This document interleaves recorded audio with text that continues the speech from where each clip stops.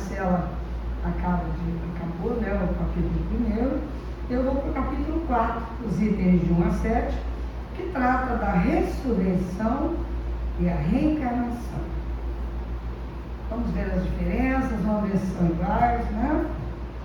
Kardec já dizia que a reencarnação fazia parte dos dogmas judeus, sob o nome de ressurreição, que é um termo que vem do latim, é o resurrecto omnes. Difícil, né? Mas vem do latim. E quer dizer erguer, recomeçar, reanimar. Então a confusão entre o conceito de ressurreição e de reencarnação é porque na época os judeus tinham noções muito vagas e incompletas sobre a alma e a ligação dela com o corpo. Por isso, a reencarnação fazia parte dos dogmas judaicos, mas sob o nome de ressurreição. Eles acreditavam que um homem que viveu podia reviver, sem se inteirarem com precisão da maneira como isso podia acontecer. Eles não tinham meios de se aprofundar nesse tipo de conhecimento. Então eles aproveitavam o que tinham à mão. Alguém inventou o nome ressurreição e ficou. E eles designavam por ressurreição o que nós hoje no Espiritismo chamamos de reencarnação. Só mudou o nome. Um é sinônimo do outro.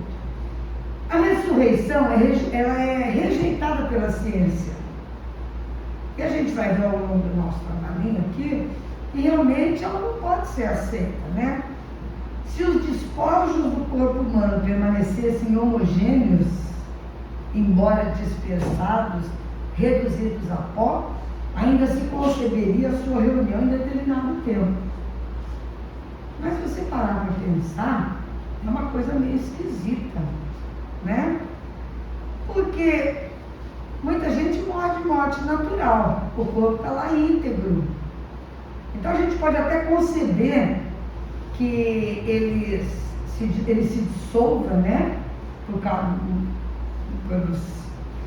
Pelas bactérias, por tudo aquilo que vai consumindo de uma maneira natural. Se você abrir um caixão 2 anos depois, você já não vê mais nada. Agora, e quem morre no incêndio? E aquele que morre afogado, os peixinhos comem tudo? E aquele que sofre um desastre terrível e o corpo é todo dilacerado? Nós temos vários tipos de morte. É uma coisa meio fúnebre de se falar, mas é uma verdade, não é? Ninguém, 90%, vamos dizer, 70% morre de morte natural, corpo íntegro. Os outros 30%, das mais diversas maneiras nós saímos do planeta. Nem sempre o que fica é um corpo íntegro. Então fica difícil você pensar em que esses átomos todos vão voltar, né? Pedacinho aqui, outro pedacinho ali, vai tirar um átomo da boca do peixinho. E quando? Quando vai acontecer isso? Se for mesmo no juízo final, não estamos mais nada, porque o peixe também já morreu, né? Mas as coisas se passam assim, uma vez que os elementos desses corpos já estão dispersos e consumidos, né? Se acabam. Não se pode, portanto, racionalmente admitir a ressurreição, senão como uma figura simbólica, o fenômeno da reencarnação, que é mais fácil de entender, não é verdade? O princípio da reencarnação se funda sobre a justiça divina. Todos os espíritos tendem à perfeição. Não vou ficar me repetindo, mas todos nós sabemos que nascemos com a centelha divina, né? Quem foi que disse, faça-se o homem a minha semelhança e perfeição? Então nós temos o nosso caminho traçado. Vamos chegar à perfeição.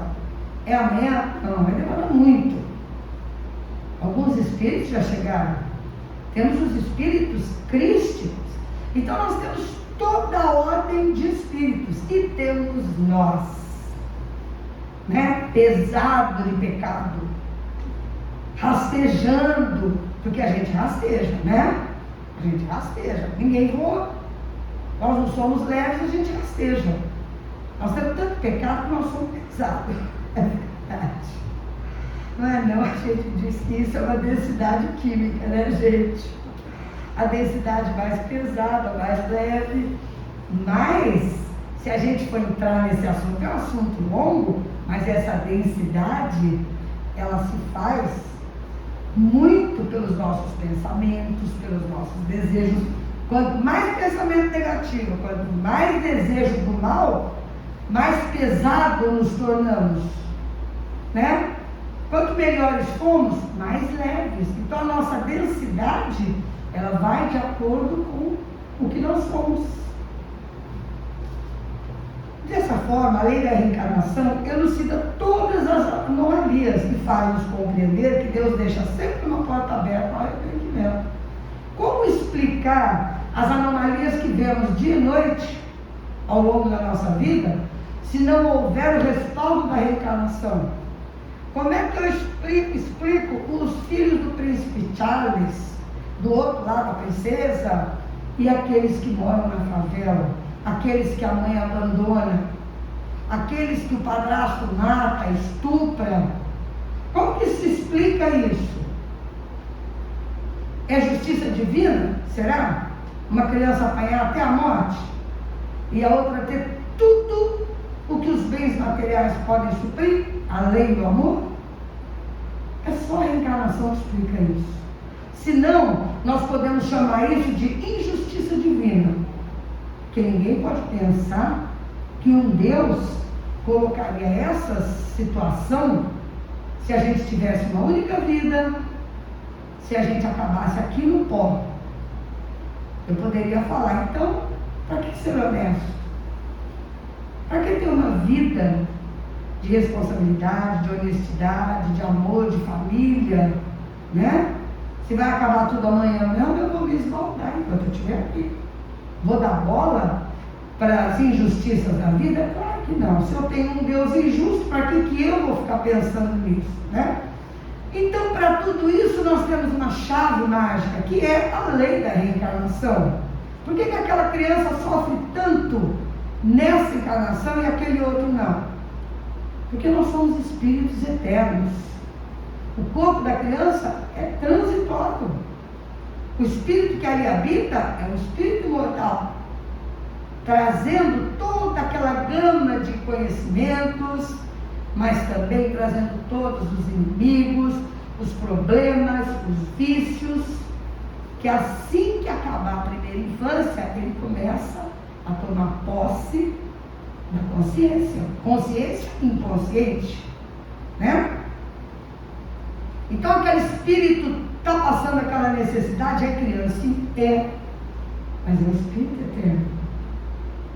Ele passa por aquela necessidade, por aquelas atrocidades, porque ele tem necessidade de se purgar. Ah, mas então Deus é injusto? Não. Se ele está se purgando, é porque ele fez semelhante. É só a gente olhar para trás. Tudo o que eu fiz de ruim é um bate e volta. É a lei da ação e reação. Tudo que eu fiz de ruim volta para mim. Então, se eu hoje sofro um problema, eu fiz alguém sofrer aquele problema. Então, mas por que tem que voltar para mim? Porque eu sou um espírito destinado à pureza, à perfeição. E eu não posso seguir em frente se eu não limpar as pedras do meu caminho. Eu preciso passar por isso para me conciliar, para minha consciência ficar em paz e conseguir ir adiante. Não é Deus que me pune, Ele me deu consciência. E hoje, se você parar para olhar para dentro da gente, no dia a dia, que é sempre bom comparar, nós já temos essa consciência. Quando você passa perto de uma pessoa, às vezes, uma pessoa pedindo esmola, que aquilo te comove, você fica péssimo se não tiver um dinheiro para dar. Não é assim? Se você perde a cabeça no trânsito e xinga, depois você fica péssimo. Nós já temos a consciência do que não podemos fazer, mas no passado não tínhamos. Para isso, em sua infinita bondade, Deus permite nos encarnar tantas vezes quanto forem necessárias ao nosso aperfeiçoamento espiritual, utilizando-se tanto da Terra quanto dos orbes. Como a Marcela acaba de dizer, nós não temos o privilégio de morar no único planeta existente nessa imensidão. Uma vez eu li, não sei qual foi o autor, que disse: Deus seria no mínimo uma pessoa burra se ele fizesse milhares, milhões, bilhões de astros e pusesse uma bolinha desse tamanho no meio de tudo isso por vida. Não tem como a gente entender esse tipo de teoria, não é verdade? Não tem. E com o avanço da tecnologia, cada vez sabemos que tem mais e mais mundos habitados, né? A ciência está evoluindo. Se Kardec não houvesse criado a palavra reencarnação, nós espíritas poderíamos usar a palavra ressurreição tranquilamente para dizer que ressuscitaremos, ou seja, ressurgiremos em um corpo carnal. O sentido seria o mesmo que damos ao significado da reencarnação. Algumas religiões cristãs anunciam a ressurreição dos mortos, o retorno de Jesus, para separar o joio do trigo, os bons dos maus. Tem até o bode das ovelhas, né? Os bodes das ovelhas, uma coisa assim. Transformando a terra num paraíso para os eleitos. Parece filme de terror a gente imaginar corpos descompostos, decompostos, reorganizando-se, reestruturando células, órgãos, com o aproveitamento dos átomos que já se dispersaram e formaram ao longo do tempo outros organismos no reino vegetal e animal. Como é isso? Vamos lembrar lá da teoria de Lavoisier? No mundo nada se perde, tudo se transforma? É verdade. O que foi o corpo da Leia acabou, já me mandei para o mundo espiritual, mas ficou meu corpo. Ele vai se dissolver. E ele vai dar vida a uma nova forma de vida. A plantinha, né? O sapinho. Então, os átomos que compuseram esse corpo físico vão dar início a novos corpos. Então, esses átomos que já se dispersaram e formaram novos corpos, como é que de repente se junta tudo, gente? É um pouco difícil, né? Da gente imaginar isso. Ainda que isso ocorresse por mágica divina, haveria uma multidão tão grande de ressuscitados que literalmente não ia ter espaço na Terra, né? Imagina todo mundo, porque não é nesse século só que a gente ouve dizer que um dia todo mundo vai ressuscitar, né? É de muito tempo atrás, quem morreu há 500 anos, há 1000 anos, quem morreu agora. Então, vamos imaginar, se isso pudesse acontecer, não ia ter lugar para todo mundo, não, né? Enquanto não nos depuramos ao ponto de alcançarmos o estágio de espíritos puros, nós vamos necessitar da encarnação. Para renascer no corpo material, há todo um planejamento reencarnatório. E o espírito se aproxima do feto desde a concepção. Olha, esse é um assunto para toda uma aula ou duas. Não dá para a gente falar no processo reencarnatório pura e simplesmente em minutos, porque ele é bastante complicado. Não é fácil conseguir um corpo. Depois do advento da pílula anticoncepcional ficou bem pior, né? Antigamente a gente tinha uma densidade demográfica imensa, a gente tinha uma densidade de bebês nascendo muito grande, cada família chegava a ter 12, 13 membros. Hoje em dia os casais optam por uma, 2 crianças no máximo. Isso realmente dificulta o reencarne de outros espíritos que estão, vamos dizer, na fila para vir para cá, mas não conseguem, né? Então é um planejamento reencarnatório muito grande para a gente conseguir aqui estar. Por isso, quando nós estamos aqui, o bom é que a gente consiga, se puder, aproveitar ao máximo esse período de 80, 90, 100 anos, vamos dizer, que a gente esteja aqui, que a gente está aqui, né? Aproveitar ao máximo, tentar tirar o máximo de defeitos que nós temos para que aflorem as nossas qualidades, né? Aproveitar 100% nunca vamos conseguir, mas o máximo de percentual que a gente consiga, deixando para a próxima encarnação bem menos, né? O impacto necessário para poder recomeçar é o esquecimento do passado. E isso, na verdade, é uma dádiva, pois que facilita e permite novos resgates. Quem somos permanece só sob intuição vaga. Já pensou se eu fui morta de maneira sádica por uma pessoa na última encarnação e me vejo renascendo como filho dessa pessoa? O ódio que eu vou ter, eu não vou conseguir, não adianta eu voltar para um reencarne nessas bases, porque eu não vou conseguir cumprir as metas, que são o perdão, a fraternidade, a minha melhoria como ser humano. Então, Deus, em sua infinita bondade, nos dá um esquecimento. Ah, mas a gente está esquecido de tudo, está largado aqui, de jeito nenhum. Nós temos os insights, nós temos as tendências, né? Quanta coisa que a gente vê, de repente fala, eu já vivi isso. Quantas crianças de 4, 5 anos que fala, vai ser médico, adora tudo que é da saúde. O outro com a chave de fenda na mão, fica louco. Então vai ser um torneiro mecânico, vai ser qualquer profissão ligada àquelas ferramentas. Então a gente não está órfão. Nós temos a ajuda, né? Enquanto estamos aqui. Agora, o esquecimento é necessário, porque senão a gente não vai conseguir levar a termo as nossas propostas para essa vida, porque ninguém vem para esse mundo a passeio. A gente vem com o objetivo definido de nos melhorarmos.